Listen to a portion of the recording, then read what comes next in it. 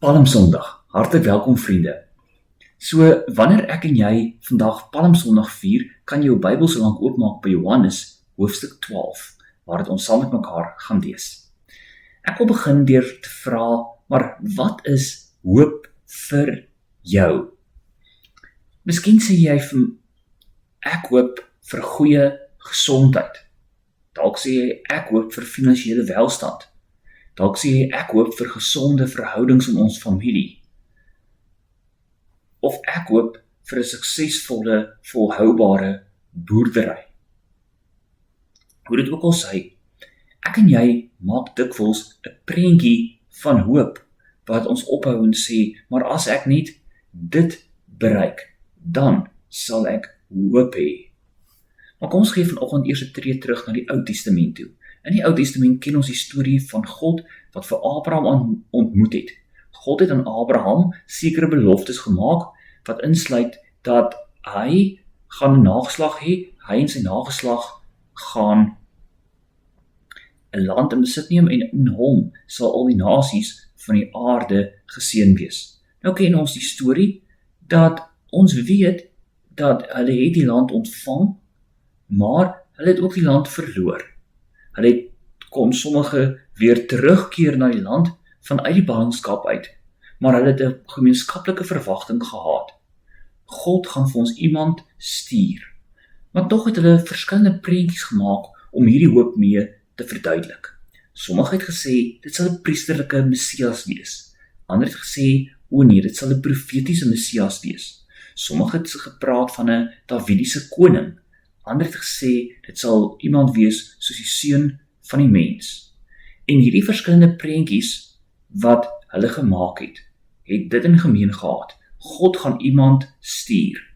In die Nuwe Testament ontmoet ons hierdie persoon. Sy naam is Jesus. Hy word genoem die Seun van God, Christus, die Here.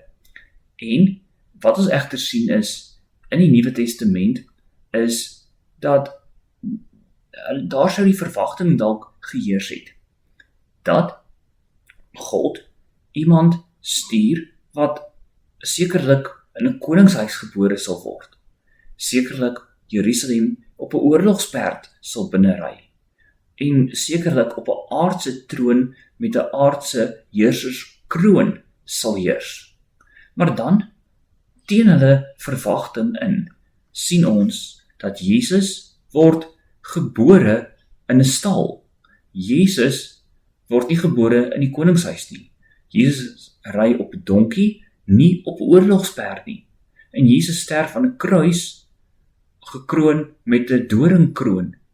Hy heers nie op 'n aardse troon met 'n aardse heerserskroon nie.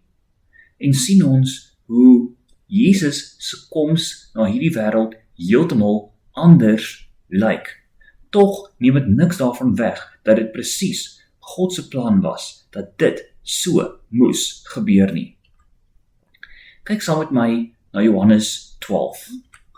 Die volgende dag het die groot menigte mense wat aan die fees toe gekom het gehoor dat Jesus na Jerusalem toe kom. Hulle het hulle palmtakke gevat, om tegemoet gegaan en uitgeroep, prys hom, loof hom wat in die naam van die Here kom en die koning van Israel. Jesus het toe op 'n jong donkie geklim wat hy daar gekry het, soos daar geskrywe staan, moenie bang wees nie, Sion, kyk, jou koning kom en hy ry op 'n donkie. Jesus se disippels het hierdie dinge eers nie verstaan nie, maar nadat hy verheerlik is, het hulle daarin gedink dat dit wat daar geskrywe staan op hom betrekking gehad het en dat dit met hom gebeur het.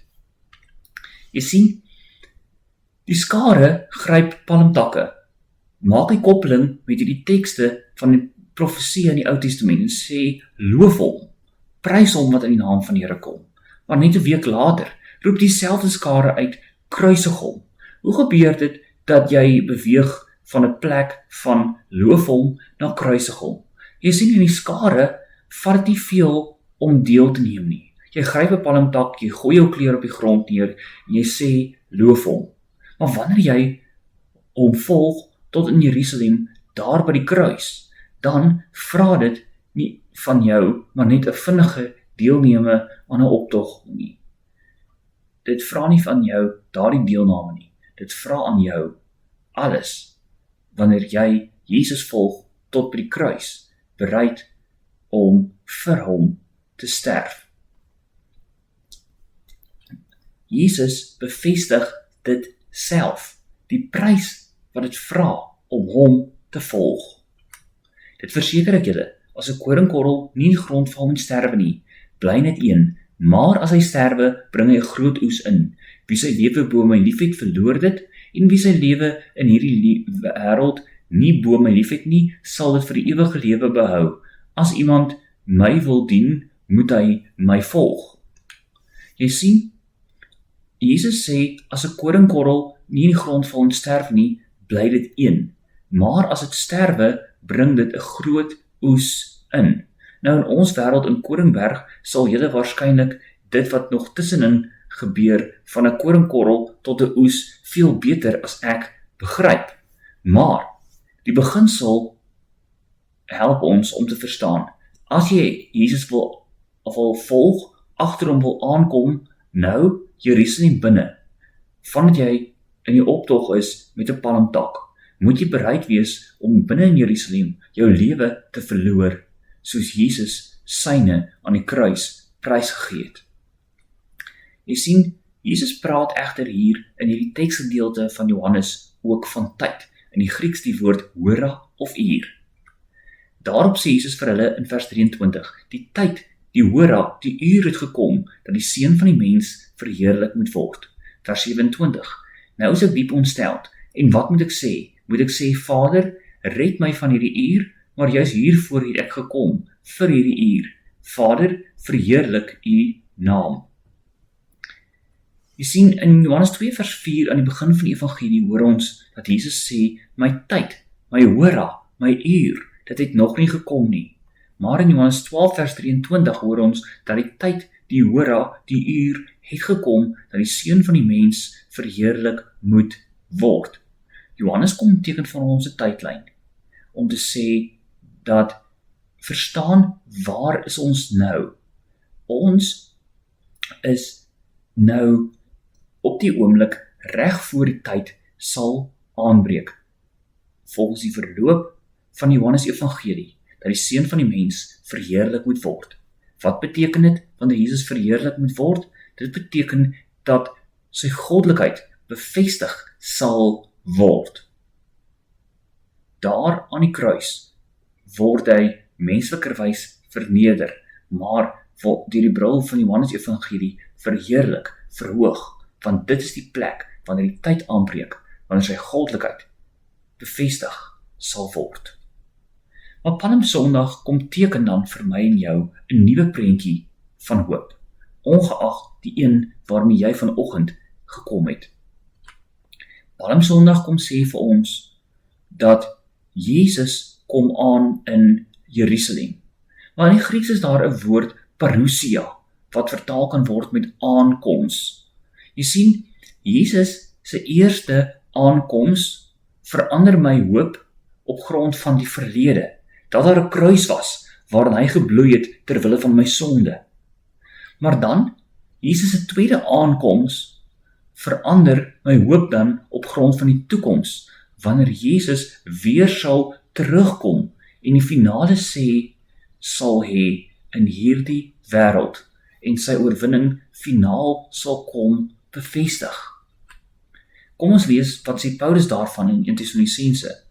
Wanneer die bevel gegee word en die stem van die aartsengel en die trompet van God weer klink, sal die Here self uit die hemel uit neerdal. Allereers sal die wat in Christus gesterf het uit die dood uit opstaan. Daarna sal ons wat nog lewe saam met hulle op die wolke weggevoer word, die lig in, die Here tegemoet, en so sal ons altyd by die Here wees. Troos mekaar dan met hierdie woorde. Paulus sê, wanneer Jesus weer kom, dan kom hy op die wolke. Hy kom aan na ons toe. Ons sal hom ontmoet en so sal ons vir altyd by hom wees. En dit is ons troos. Dit is ons hoop wat ons mee mekaar moet bemoedig volgens die opdrag wat Paulus gee in vers 18. Maar kom ons hoor by Johannes in die taal van Openbaring. Wanneer ons by hom sou aanklop, dan hoor ons, ja, Jesus is met sy eerste aankoms gebore in 'n stal, maar met sy tweede aankoms sal hy as 'n koning kom. Ja, Jesus het gery op 'n donkie Jerusalem in met sy eerste aankoms, maar Openbaring sê vir ons, hy sal met sy tweede aankoms ry op 'n perd. Jesus het met sy eerste aankoms gesterf aan 'n kruis, maar met sy tweede aankoms sal hy heers op 'n hemelse troon. Jy sien, Openbaring kom maak vir my en jou nou reeds die gordyn oop, sodat ons in die toekoms kan insien en daar in die toekoms kan sien, maar Jesus is die Here, hy is die oorwinnaar en hy regeer. So dan wil ek weer vir jou vra, maar wat is hoop dan vir jou? Jy het begin vanoggend met 'n bepaalde prentjie van hoop. Jy het gesien hoe kom herdefinieer Palm Sondag daardie prentjie van hoop. Maar nou wil ek weer vanoggend vir jou kom vra, maar wat is hoop vir jou? Jy sien, op grond van Jesus se eerste aankoms het ek en jy 'n seker hoop dat Jesus het klaar afgereken met sonde aan die kruis en hy is opgewek uit die dood. Maar met Jesus se tweede aankoms beerwe ons dan daardie seker hoop wanneer ek en jy deur geloof in Jesus uit genade alleen kan deel aan 'n ewige lewe. Vanoggend vier ons Palm Sondag, maar Palm Sondag gaan oor meer as palmtakke en 'n skare en 'n donkie. Palmtakke kom sê vir ons, Jesus bring 'n nuwe hoop met sy aankoms, wat die wêreld vir altyd sal verander. Maar my vraag vanoggend aan jou is hierdie hoop reeds 'n werklikheid in jou hart? En is hierdie werklikheid so groot, so vas, so seker, dat jy bereid sal wees om Jesus te volg, selfs al kos dit jou lewe? Want dit is waarvoor Palm Sondag ons uitnooi. Amen.